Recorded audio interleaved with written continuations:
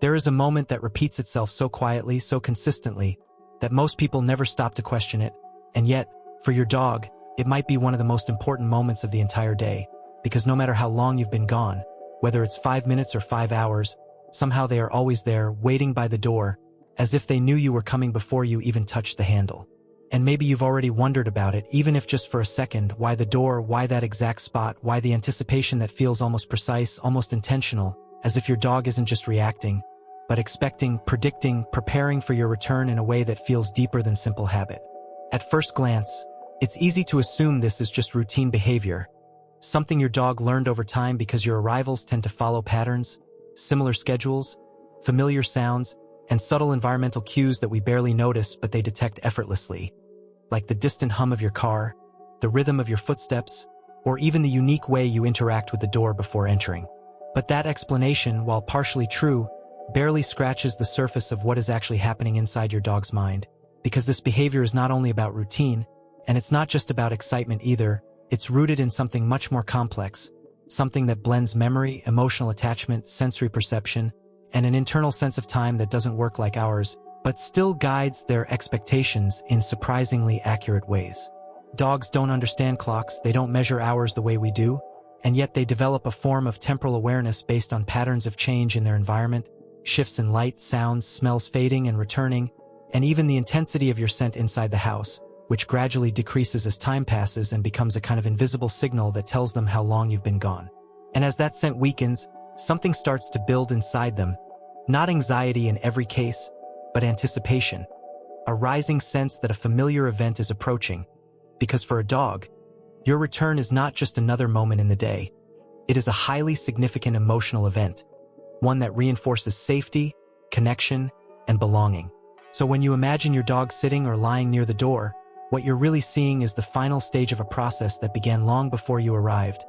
a process where their senses, memory, and emotional bond with you are constantly working together, slowly aligning toward that exact moment when the door opens and everything feels right again. And that's where things start to get even more interesting, because what looks like a simple act of waiting may actually reveal how your dog experiences time, attachment, and even your absence in ways that are far more sophisticated than most people realize. If you try to understand this behavior only through human logic, it will always feel a little mysterious because we rely on clocks, schedules, and conscious planning, while your dog operates through a completely different system, one that is built on sensory patterns, emotional rhythms, and environmental changes that form what could be described as an internal clock, even though it doesn't tick in seconds or minutes. This internal sense of time is not abstract. It is physical, grounded in what your dog can feel, smell, hear, and remember, which means that instead of thinking my owner will be back at 6 p.m.,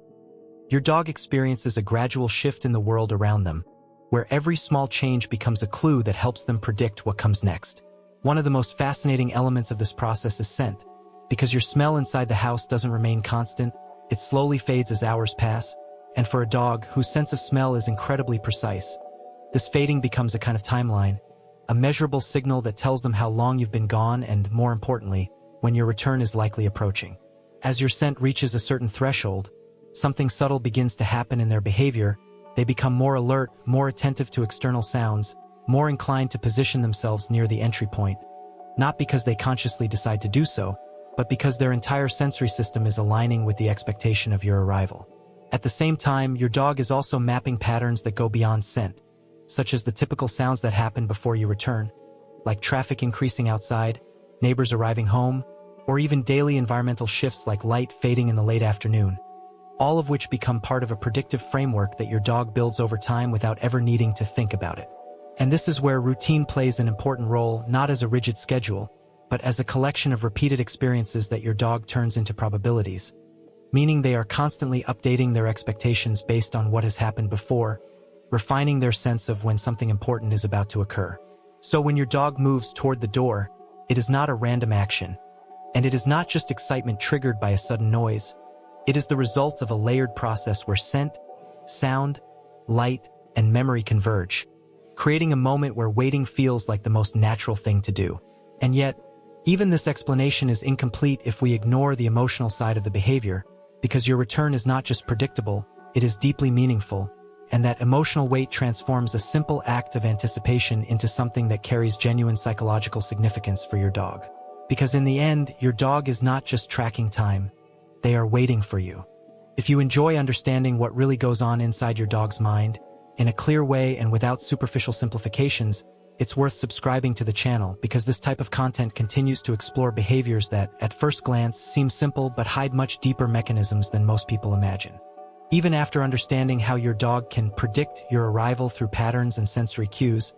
there is still a deeper layer that explains why this behavior feels so emotional, so intentional, and sometimes even a little overwhelming, because what you are witnessing at the door is not just anticipation, it is attachment in action. Dogs form bonds that are structurally similar to the attachment systems seen in human relationships, especially the connection between a child and a caregiver, where presence equals safety and absence creates a subtle but persistent state of incompleteness that only resolves when that connection is restored. This means that when you leave, your dog doesn't simply switch to another activity and forget about you. Instead, your absence becomes part of their emotional landscape, something they adapt to temporarily, but never fully ignore because their sense of security is, to some extent, tied to your presence in their environment.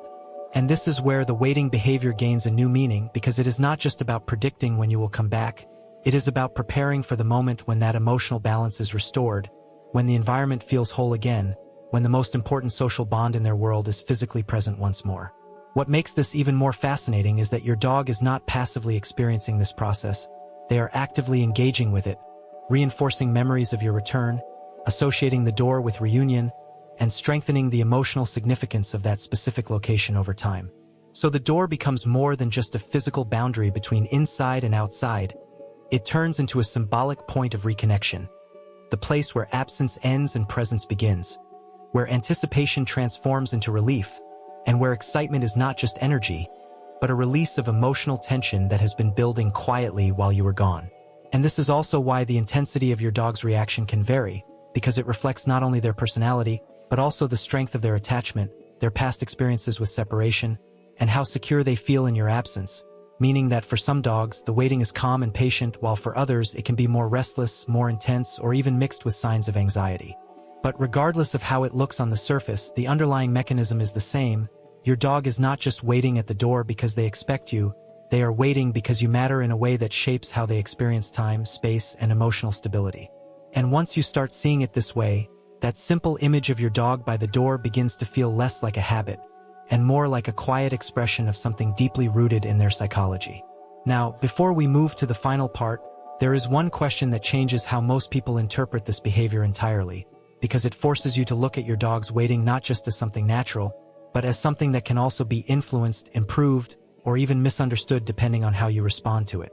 Once you understand that your dog is not just reacting, but actually experiencing your absence and return as meaningful emotional events, the way you interpret that moment at the door begins to change, because it stops being just a cute habit and starts becoming a form of communication that deserves attention. What your dog is doing there is not asking for something complicated, and it is not demanding constant stimulation or exaggerated reactions, but it is, in a very subtle way, asking for consistency, for clarity, and for a kind of emotional stability that helps them feel secure not only when you are present, but also when you are not. This is important because many people unintentionally reinforce extremes in this behavior, either by completely ignoring their dog's anticipation, treating it as something irrelevant, or by over-amplifying the reunion with intense excitement, which can increase emotional peaks and make the waiting feel even more charged over time. And the truth is that your response shapes how your dog experiences both the waiting and the return, because every time you arrive, you are reinforcing a pattern, not just behaviorally, but emotionally, teaching your dog whether this moment is something calm and reassuring or something intense and overwhelming. A balanced response does not mean being cold or distant, but it means creating a predictable, stable interaction where your dog can reconnect with you without escalating into stress or overexcitement, allowing that moment to fulfill its purpose, which is to restore connection, not to create emotional spikes. It also means paying attention to what happens before you even leave, because the way you exit your home can influence how your dog processes your absence, whether they interpret it as a normal, manageable event, or as something uncertain that needs constant monitoring until you return. And this is where the real shift happens, because instead of focusing only on the image of your dog waiting at the door, you begin to see the entire cycle, the leaving, the absence, the anticipation, and the reunion, as a connected experience that you are actively shaping every single day. So the next time you open the door and find your dog already there, looking at you as if that moment has been building for hours, you can recognize that what you are seeing is not just loyalty and not just routine, but a combination of memory, expectation, and emotional connection working together in a way that is both natural and deeply meaningful. And instead of asking why your dog waits for you, you might start asking a different question, one that changes everything about how you respond to that moment. What kind of return experience am I creating for them every single day?